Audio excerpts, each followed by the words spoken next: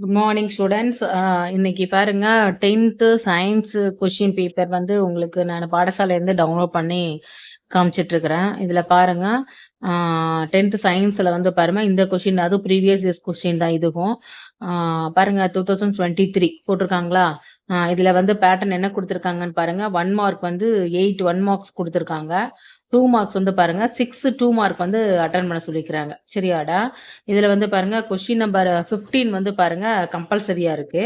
பாருங்களேன் 2 மார்க்ஸ்லேயே வந்து ஃபில்லப்ஸும் கேட்டிருக்கிறாங்க. ஸோ அதனால ஃபில்லப்ஸ் எல்லாமே படிச்சிருங்க 1 மார்க்ஸில்.